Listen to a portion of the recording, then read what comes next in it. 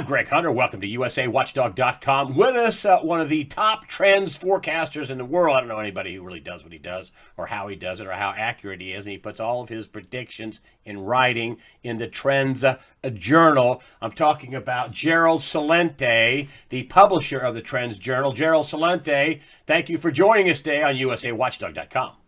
Oh, it's always great being on with you, Greg. I love the people you have on and all the information that you give that's so hard to find anywhere else. So thank you for having me as a guest. Well, good to have you on. I want to start with this Julian Assange thing.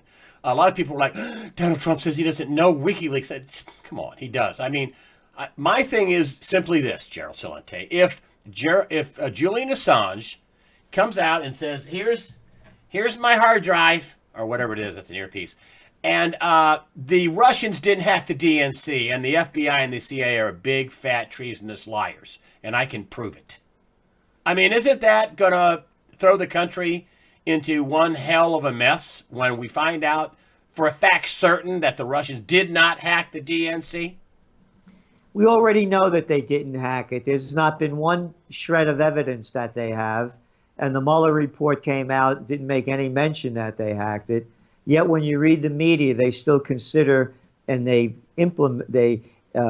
put out there, insinuate that the Russians did hack it.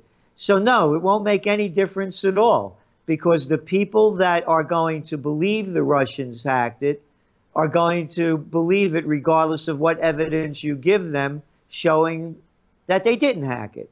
So it's people believe in their lies and they will not look at the truth. So again, how anybody could think that the Russians had anything to do with this, considering we just spent how many tens of millions of dollars on a useless Mueller investigation over 2 years, and they did not come out with one piece of hard evidence. So, Greg, if Assange comes out and says, no, I didn't get that information from the Russians, I got it from X, Y, and Z, the people will discount it. And and they'll make up a story as to why he's not telling the truth. Well, let's just get back into the real world here. And that is, Donald Trump is now using words like failed coup, treason. Other people are using the treason. I've been using it for about a year and a half, 2 years. That this is a treasonous act. They had a phony counterintelligence deal. They lied on FISA warrants to spy on the Trump. They put spies in the Trump campaign. Foreign countries were involved in the spying in the administration and the campaign. It's outrageous. I mean, people are going to go to jail. So my question to you as a trends forecaster, is this a real trend where people are going to have the hammer of justice fall on their heads? And is it going to be destabilizing to the world, cause markets to quiver, to cause civil wars? Give us your trend for what you see in America. It won't make any difference at all regarding this investigation. The markets could care less about it. They're concerned with earnings, stock buybacks, and how they can make more money. Now, this is just noise. It really has very little about anything. I can tell you this is a fact. I just spoke to someone today, a real estate agent in the area, and a very, very smart woman. And I said to her, boy, what do you think about what happened with Assange? And she looked at me with a blank stare. She didn't know what I was talking about. Most people don't. Again, what this was, and everybody knows it, it was a lie set up by the Democrats to have the Trump victory look as though it was a fraud, because Hillary Clinton lost. And even if, let's say, the Russians did hack into it, and they hacked into the DNC, and what information did they put out there? They put out information that the DNC effed over Bernie Sanders. True. They went and they found that Hillary Clinton is nothing more than Bill Clinton, and they are members of the Wall Street Party. Let's make this 100% clear. Who would pay $300,000 to hear Bill and Hillary Clinton talk when you could hear them BS for free all day long. The people that it's called payback, and that's what it is. So the reason that's the information, that's all the information that we the people received from the hacking of the DNC. That's such a big crime. What was so bad about that? And all that other baloney about, oh, how they did social media and this and that. And when you looked at the numbers, the alleged numbers that they came out with on Facebook and Google, they amounted to nothing. So they had no influence. What the Democratic Party did was to discredit Trump's presidency, the victory, by making up this fake story. It will have absolutely no effect on the 2020 election. And by the way, you know, I'm not a fan of Trump. I'm a political atheist. I call people out, as you well know, what I believe and what I see. I could care less about parties or anything like that.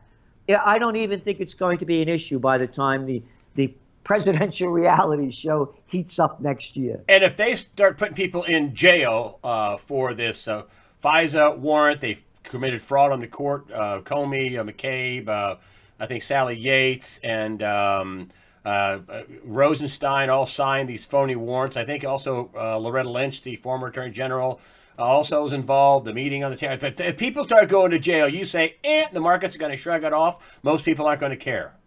The markets will shrug it off. In the election, it will have a positive effect for Trump. No question about that. But the markets could care less about this. As someone, that's my belief anyway, someone that's very in tune to the markets, they don't care about this stuff. All right, we're going to come back to the markets, but being you said it won't have any effect in 2020. What's your early prediction for how it's shaping up? And maybe it's just too early to tell, but what do you think it's shaping up for the 2020 election? Who knows what Democrat is going to be up there? They've got, I don't know, 30 of them or 20 of them. Obviously, it's going to be Donald Trump. I don't think anybody's going to knock him out. What are you predicting for the 2020 election? It's a swing state vote, and that's going to be it. And the major issues are going to be the borders. The other issue, of course, is it's the economy, stupid, as Bill Clinton's campaign used to say back in 1992. And the other one is going to be healthcare. That's going to be really a big one. And you know, the average person, you know, I just had a friend of mine. He went to the hospital. They put in a catheter. And the next day, the doctor said the next day he could take it out. This just happened 2 days ago. He took it out and it started swelling again. He went back to the hospital. They put it back in. He just got a bill, Greg, for $13,000. Wow. Yeah. And this is a guy that can't stand, he calls them the Democrats, crooks. He hates the Democrats. He said, but you know, I need something for health care. This guy, he can't afford it. He doesn't know what to do. So that's going to be a major issue. Here's what I see coming. I believe that the Trump cards are going to be, he's going to end the Afghan war before the election. We're going to have a peace treaty with North Korea before the election. You will see the economy still going very strong. You could see the latest polls that just came out. His popularity rating is in the 40s. But when it comes to the economy, Trump's popularity rating's about 58%. Wow. Again, it's the economy, stupid. And then what he's also going to do, it's going to be the border issue. So the only Democrat on the border issue that stands with Trump that has any popularity at this point, believe it or not, is Bernie Sanders. He's against the open borders. So that's going to be the key issue for the swing states, the open borders and the economy. And Trump could win on that. So Trump. So you're saying he's the early. I know it's too early. It's, you know, we're 16, 18. Yes, he's our early favorite right now. Oh, you're predicting. Excuse me. I'm sorry. This is hold on. Let me not blow this. So this is the Trends Journal's early prediction, right? And this is official, right? Yes. So say what it is. And your prediction is? You're the first to hear it, by the way. Okay. We're going to be putting it in our Trends Journal. It's going to be the next monthly Trends Journal. This is what we're writing now, but you're hearing it first. And as you well know, And so wait. So I want to hear you say it. So you're going to say to the public what about the 2020 election right now?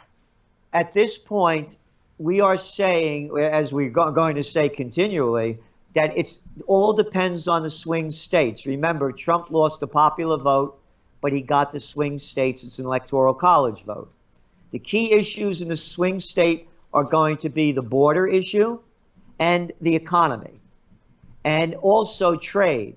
It's going to be very positive trade news coming out because there's not going to be, and there never was, a trade war with China.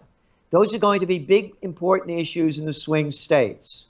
So we believe at this time that the Trump card is the winner in the 2020 presidential reality show at this time because of the swing state popularity that Trump will still have.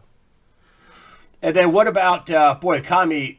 I mean, you have, I'm glad I have you on for this because as good as you are with politics, you're equally as good as you are in politics as you are in the economy. You call the 2008 meltdown, boom, happened back, I think, in October or maybe September. I had you on and you said, we think about, we're going to get at least a 10% fall off in the markets. That's what we're predicting, about 10%. We got 20 or 19. We got 90, but everybody else was predicting, Santa Claus rally was going to go straight up. A few other people, Bo Pony predicted it would go down pretty heavily. But anyway, you're in a very small minority of people that said, we're going to go down, not up. And that we sure did. We've gone back up. So what do you think now in the economy? Some people are predicting that, you hear Larry Kudlow saying, we may never have interest rates rise again in my lifetime. I kid you not. You're the early Sunday release. So last week, Larry Kudlow, the president's top economic advisor, said we may not see interest rates rise at all. Do they see trouble that they're not telling us about? What's your read on the economy now? Well, we made the forecast in September of 2018, September 19th to be exact, the day before the S&P 500 peaked. And we warned about an economic 9/11 coming. And we based that on the Federal Reserve's forecasts that they were going to increase interest rates one more time in 2018 and 2 to 3 times in 2019. We said the markets cannot take higher rates. And as you said, at that point, the markets began to go down. We had the worst December in 2018 since the Great Depression. What turned it and what changed our forecast? And again, you get our trend alerts. We sent out a trend alert when, after Jerome Powell, the Fed chair, on January 4th, 2019, came out and said they were going to be patient in raising interest rates. This was a Friday afternoon.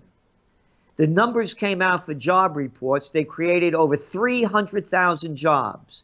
Wages for the entire year of 2018 were reported to have gone up in the strongest year in 10 years. That would have been a reason to raise interest rates based on Fed policy. Instead, he said, quote, we're going to be patient.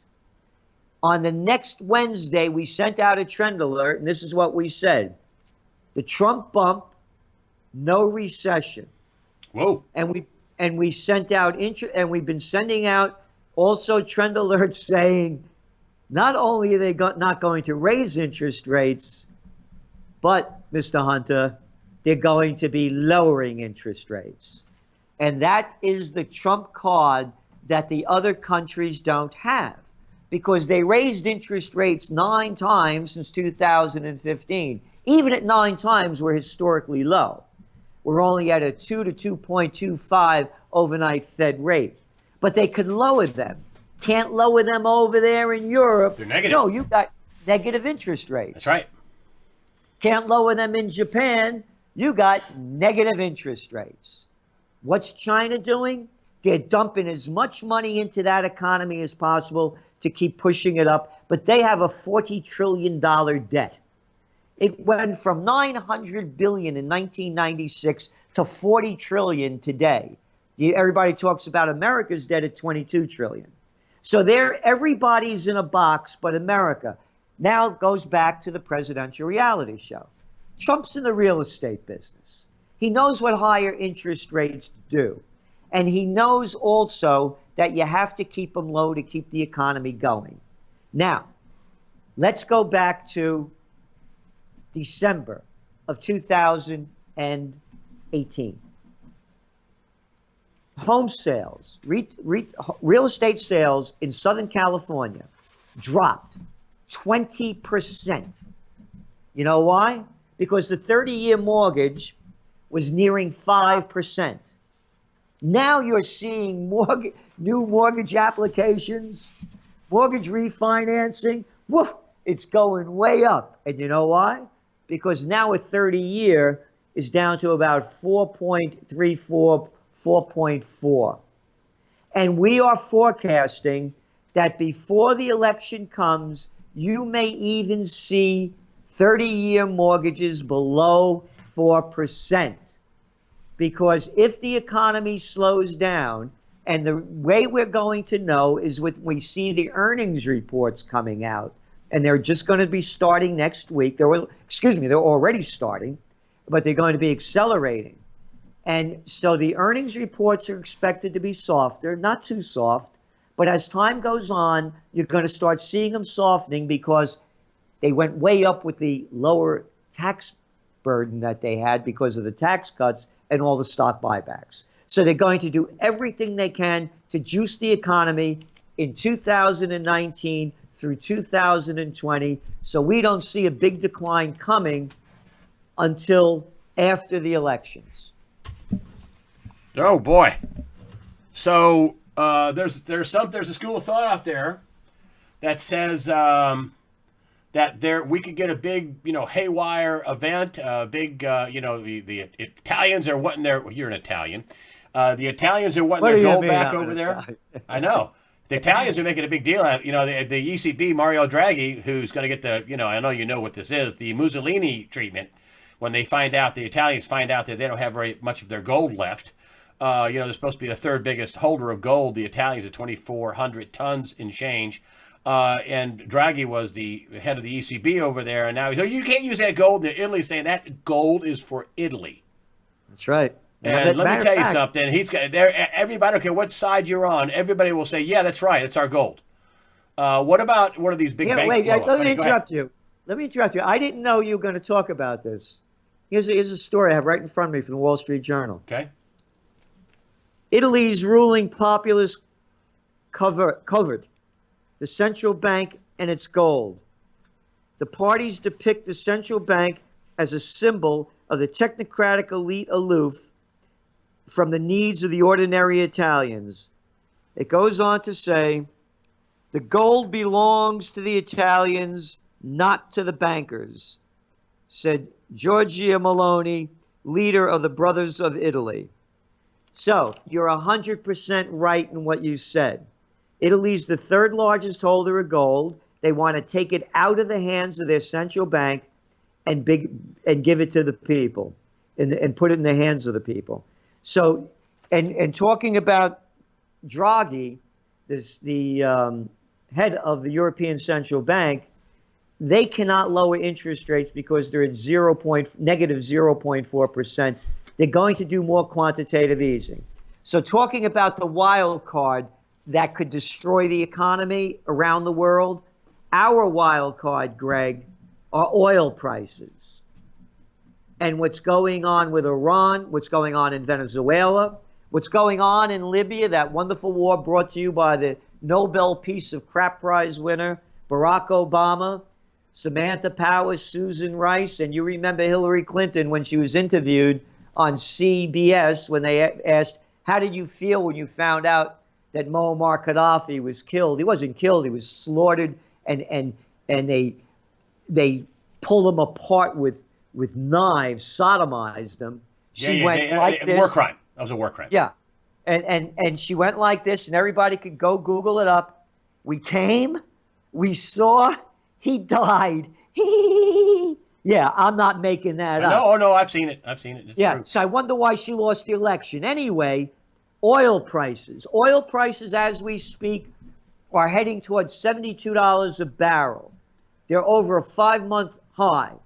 If oil prices hit over $80 a barrel, the money, and now we're in the peak driving season we're entering into, the money that goes into the gas tank doesn't go into restaurants, doesn't go into retail, doesn't go into hospitality. If there is a war outbreak in the Middle East and we see oil prices go over $100 a barrel, Brent crude, kiss the economy and kiss the equity markets goodbye. So those kind of wild cards, and that's why I say nobody can predict the future. There are always wild cards, whether they're man-made or made by nature.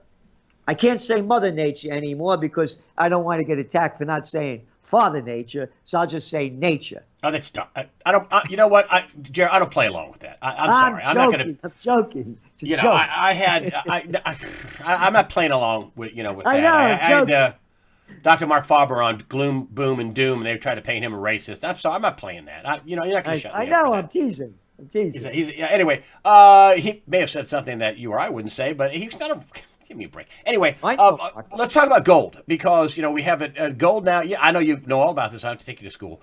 But gold's now a tier 1 asset because of the Basel III agreement as of April 1st. You have Italy wanting their gold back. You have a lot of emphasis on gold. It's up 30% or so since 2015 gold. With all of what they're doing with the Federal Reserve, and now you're forecasting they're going to cut rates at the Trends Journal. And you're saying easy money, here we come. They're certainly not raising rates. What happens to gold? Well, gold goes up because the opportunity cost for holding gold goes lower as the dollar gets weaker. But here's the caveat in that: the dollar may get stronger even though interest rates go down, and that's because all the other currencies around the world are so weak. Look what's going on again in the eurozone, and you may see a recession going on in Germany, for example. So the euro stays weak. The yuan stays weak. It's gone up a little bit. All the currencies around the world are weak. Here, I've been saying the same gold forecast now for almost 6 years. And here it is. Gold has to break over $13.85 an ounce to go toward the 1,450 mark that we are calling the breakout point. When it hits $1,450 an ounce, which it has not done in 6 years, and stabilizes above that, Greg, we are saying it's going to skyrocket to 2,000 and above. It'll break the old record and surpass it. It is, and the other thing, as you well know, and you're saying you're looking at what the Fed's forecasting now, which now even Goldman Sachs is saying that not only are they not going to raise rates in 2019, Goldman's saying they won't raise rates before the 2020 election is over. So we're saying that they're going to lower them if the economy slows down. And we believe, here's another story here. Well, wait, stop. We believe what?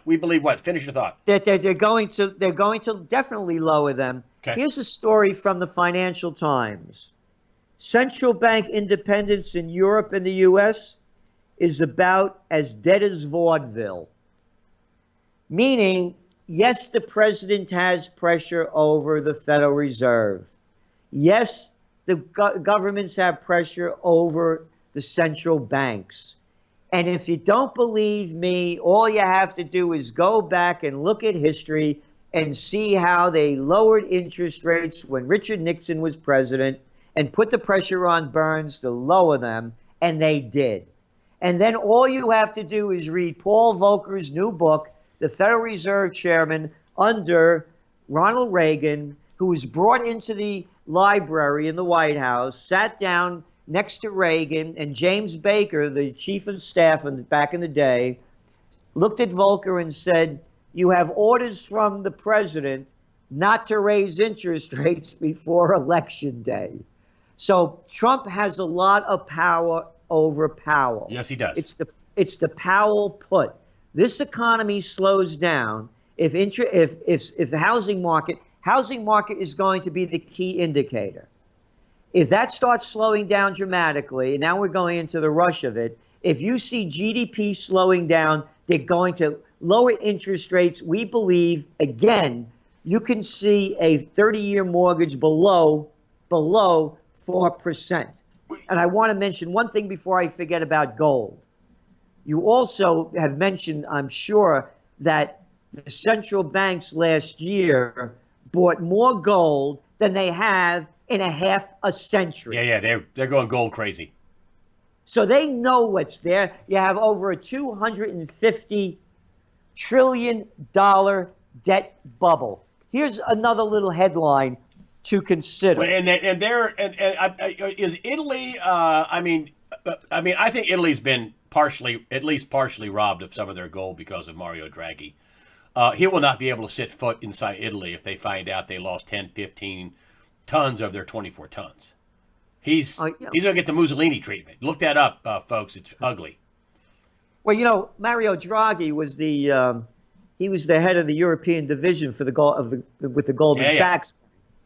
The white shoe boys.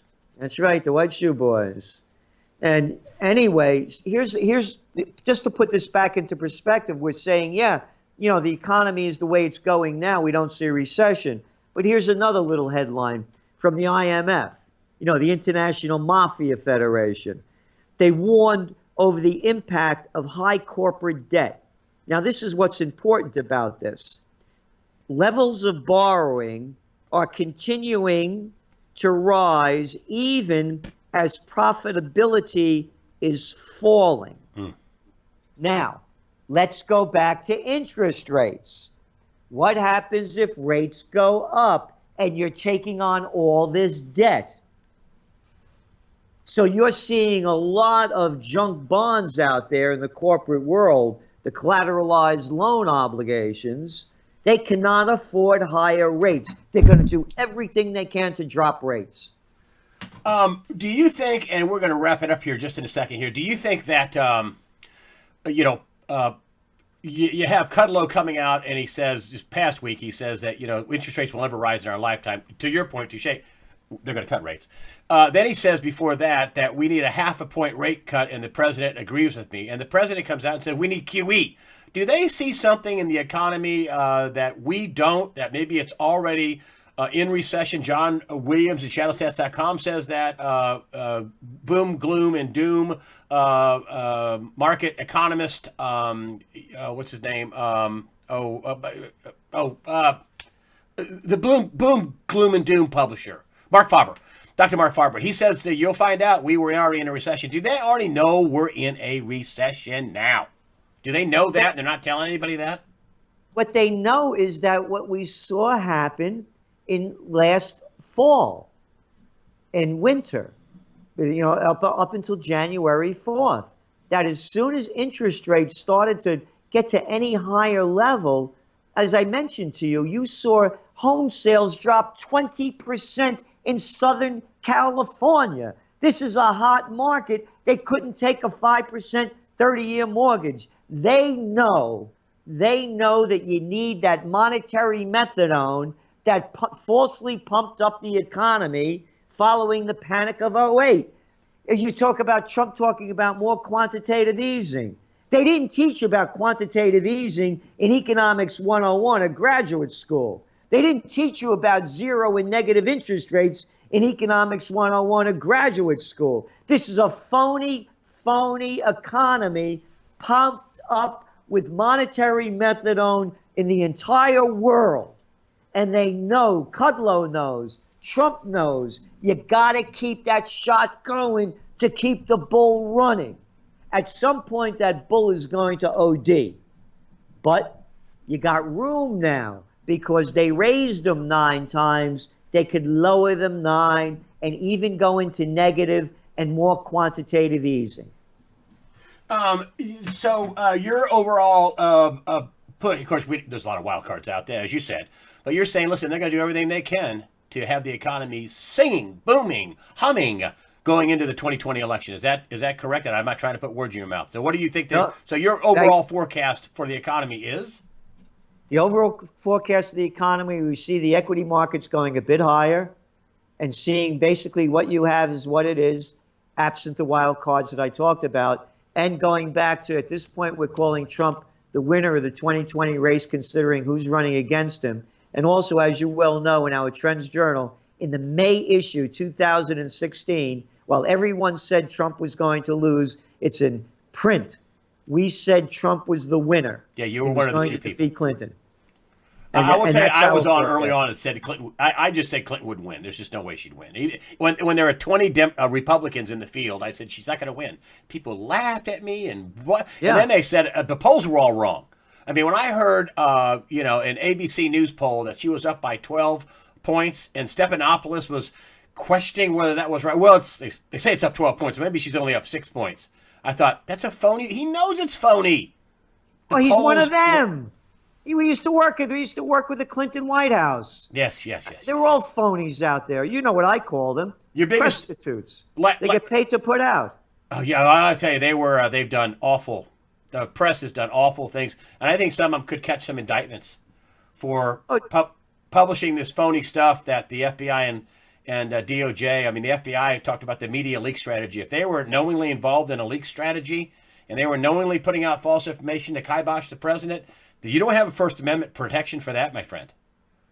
no, it's very sad what the media has degraded into. It's sad. I just wouldn't lie, man. I mean,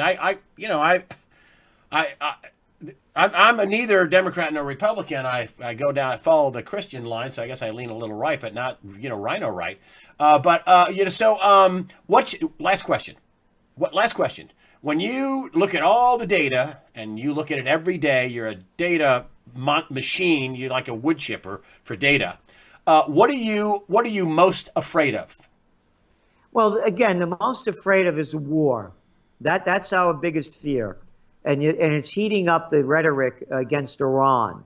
If there's a war in the Middle East, again, kiss the markets and the economies goodbye, because everything's right now is it's very wobbly. It's being held up again by this cheap money being flowed in. And I was mentioning before about Libya with the oil, that the wonderful destruction of the richest nation in Africa, a country that didn't do anything to us, and now it's a hellhole in civil war. They're hardly producing any oil at all. And again, going on with the sanctions in Venezuela. So oil and war are our greatest fears at this time. That's the wild card that we see the most. Gerald Celente, publisher of the Trends Journal, will put up the links, to the homepage. There's some free information there. I know you have your newscast on I think a daily, 5 days a week basis. You sit there and you go, you give your analysis of the headlines, which is very good, incidentally. You also have a subscription service for the Trends Journal. Tell us, you also now are not quarterly, and this is a big important thing that people may not know about. I know you've done this for a while, but I just want you to say it. You are monthly now. There's so much news out there. You're monthly, correct? Yes, we're a monthly. We're also doing Trend Vision 2020 podcasts. So we're giving much, much more information about history before it happens.